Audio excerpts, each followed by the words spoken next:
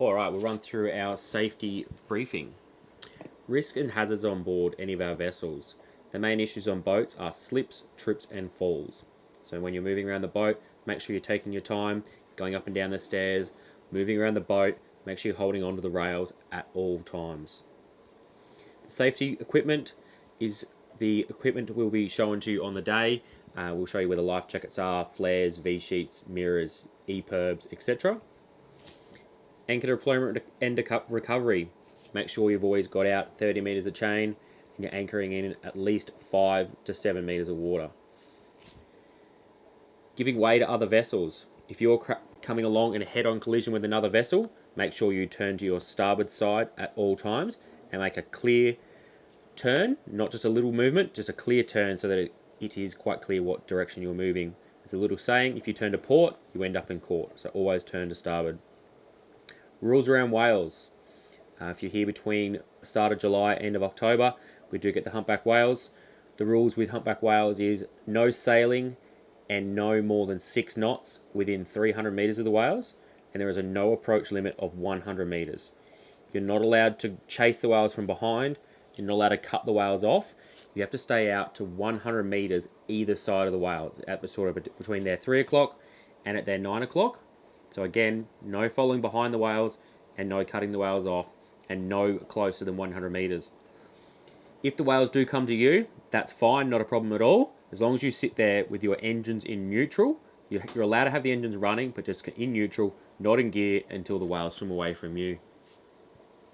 Safe anchorages. There's plenty of safe anchorages around the Great Sandy Strait, anywhere from Tin Can Bay, Gary's Anchorage, Ungower, Kingfisher Bay, Moon Point, Big Woody, Arch Cliffs, Watumba Creek, and up at Rooney's. We'll go through these safe anchorages with you and what's suggested for you depending on the weather. Emergency procedures. So there can be some emergency situations on the boat in the very unlikely event of anything. If you were to collide with another vessel, make sure everyone on board is nice and safe. Check on everyone. Then check the vessel to make sure that you're not taking on water. Then check that everyone on board the other vessel is okay, and then contact us as soon as possible. In the unlikely event of a person overboard, make sure you slow the boat down, turn the boat around and go back to that person in the water, but do not go within 1 boat length of that person in the water at any stage. Once you get within a boat length of that person, you shut the engines down completely, not just in neutral, shut the engine down completely and get that person to swim to you.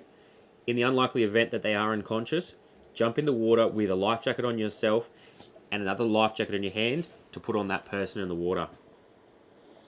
Radio operations and emergency channels. Your emergency channel is channel 16. In the unlikely event of an emergency, use channel 16 and say the name of the boat 3 times and then say Mayday, Mayday, Mayday. This is the vessel 3 times and your location and what your emergency is, and someone at the other end will help you out. Safety while cooking. Please remember that the boats are made of fiberglass, timber, vinyl, so please be careful when cooking, and no frying or no shallow frying inside the boat whatsoever, please. Daily contact. This is very important. Please contact someone at Fraser on Boat Charters at 8 AM every morning to let us know what you're doing for the day, and then 5 o'clock at night to let us know that you're safe and sound at an approximate location. Remember, it is your decision where you go each night. We are going to give you a guide, but you need to check the weather at least twice a day to make a good decision where you're going to stay that night. Tender operations.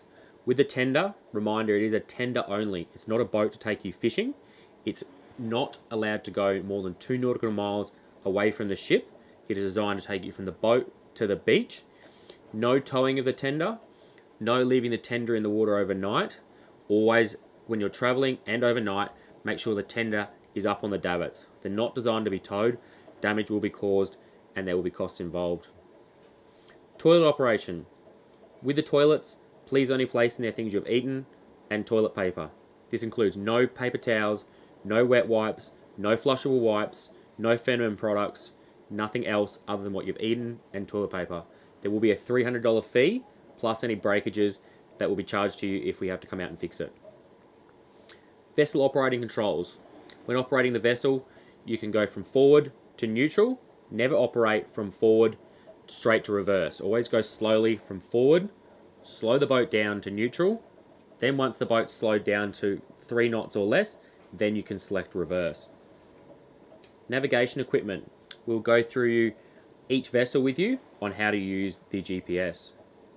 Vessel alarms. The boat is fitted with quite a few alarms. CO2 detectors, gas alarms, smoke alarms, fire alarms, engine alarms, depth alarms, anchor dragging. If you hear any of these alarms going off or you can't figure out what it is, slow the boat down, turn the engines off, have a look what it is, and then contact us as soon as possible. Voyage planning. Make sure you plan your day from the start of the day.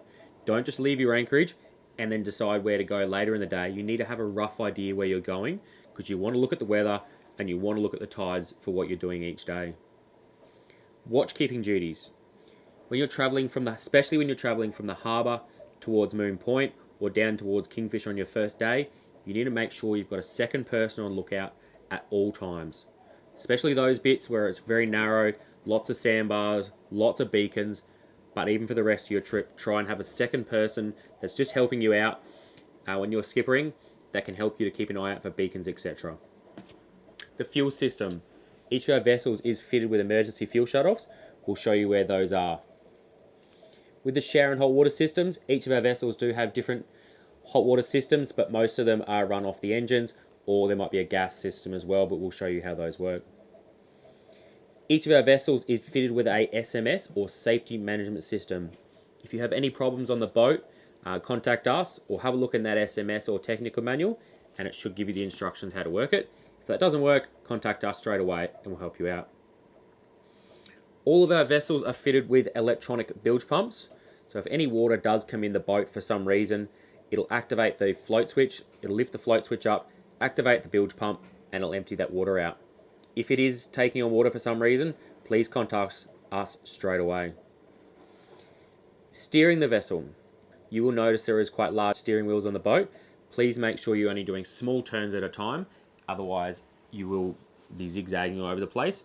But you will find that autopilot will be your best friend. Hit the auto button and remember that'll take you in a straight line, but it's not going to avoid reefs, sandbars, etc. It's only going to take you in a straight line.